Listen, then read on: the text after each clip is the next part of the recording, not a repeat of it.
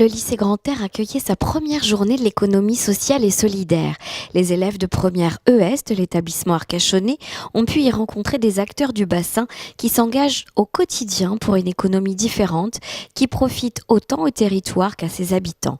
Sur place, nous avons rencontré le professeur qui a initié cette journée, mais aussi des élèves qui veulent plus de solidarité dans leur lycée et les porteurs d'un nouveau projet de café culturel et associatif sur le bassin. La vocation de cette journée, c'est véritablement que les élèves aient connaissance de ce qu'est l'économie sociale et solidaire. C'est une économie qui ne recherche pas particulièrement le profit ou à maximiser le profit, mais qui a vocation à être utile socialement. Là, l'idée, c'est de les mettre concrètement face à des acteurs qui agissent dans ce secteur-là et qui puissent leur présenter éventuellement ce qu'ils font aussi différemment des entreprises plus classiques marchandes. Par exemple, leur but, ça va être de créer du lien entre les habitants du territoire, où ça va être d'aller nettoyer les océans ou les bords de plage de manière effectivement à ce que le confort et le bien-être de la population soit plus important. On a créé une association d'économie sociale et solidaire qui s'appelle Jeunesse, donc jeune sans E apostrophe ESS pour faire allusion à l'économie sociale et solidaire.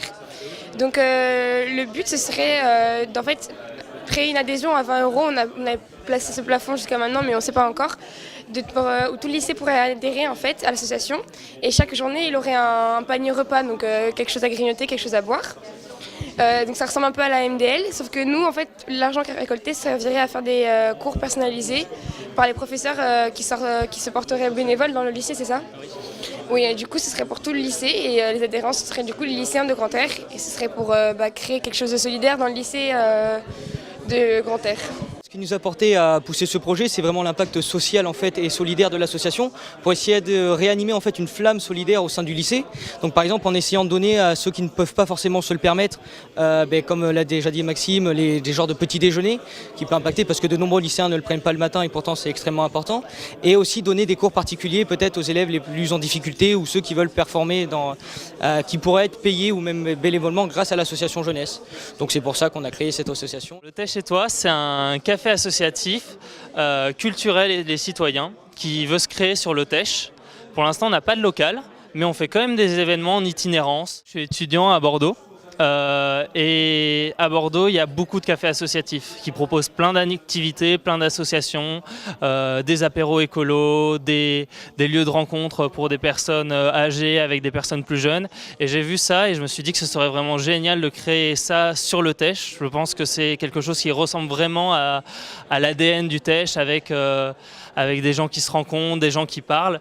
Et du coup, c'est à partir de ça qu'on s'est dit qu'on voulait créer un café associatif comme celui-ci. L'idée, c'est de trouver un lieu qui soit le plus accueillant possible, qui permette de rassembler tout type de personnes et qui s'y sentent bien. Donc le café culturel et citoyen, c'est vraiment autour de la culture. Donc café, concert, théâtre, exposition de photos, peinture, mais à l'attention de tous. Ça peut être dans une démarche culturelle et aussi citoyenne, parce qu'on a, par exemple, le samedi, on a un cinéma-débat. Où on va présenter un film qui évoque deux écolos qui portent un texte à l'Assemblée. Donc il y a une démarche à la fois écologique et en même temps citoyenne, avec toute une procédure, et à l'issue, on va pouvoir échanger avec iBoycott qui va animer ce débat, nous aider à animer ce débat.